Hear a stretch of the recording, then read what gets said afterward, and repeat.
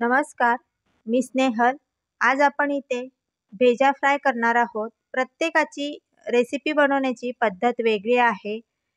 आज मी माझ्या पद्धतीने करणार आहे, तर बघूया कसं आपण करतोय ते।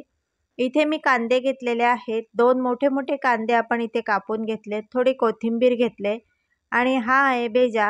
हा आपण 3 ते 4 पाण्यामध्ये स्वच्छ धुवून घेतलेला आहे।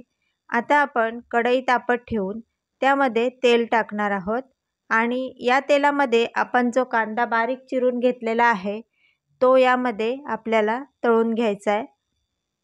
यासाठी आपल्याला आलं लसूणची पेस्ट पण लागणार आहे, आपण ती पण करून घेतलेली आहे।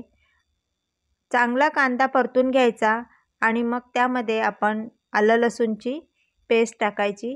इथे थोडंसं मी मीठ टाकलंय, म्हणजे मीठ टाकल्यामुळे काय होतं, कांदा लवकर परतला जातो, म्हणजे लवकर शिजतो कांदा आणि आपला वेळ थोडा वाचतो।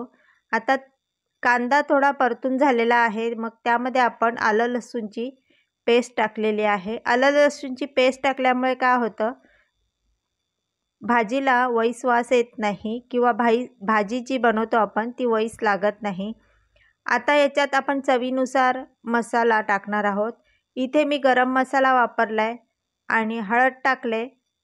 मसाला मी 1च चमचा टाकलाय, कारण आपण हे थोडं तिखट कमी करणार आहोत, कारण जर तिखट कमी असेल तर खायला याची मजा येते।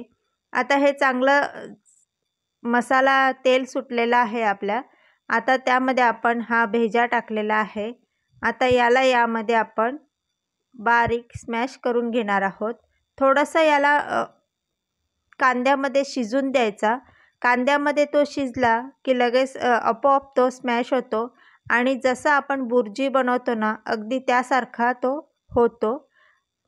आता थोडा वेळ आपण काय करू, यावर झाकण ठेवू आणि मग तो आतमध्ये शिजेल आणि मग परत आपण एकदा त्याला फ्राय करू। अगदी सोपी पद्धत आहे करण्याची आणि पद्धत खूप सोपी आहे आणि चवीला तर अतिशय सुंदर लागतो।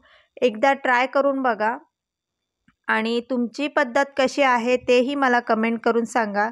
जर ही रेसिपी आवडली तर नक्की व्हिडिओ शेअर करायला विसरू नका आणि लाईक करा।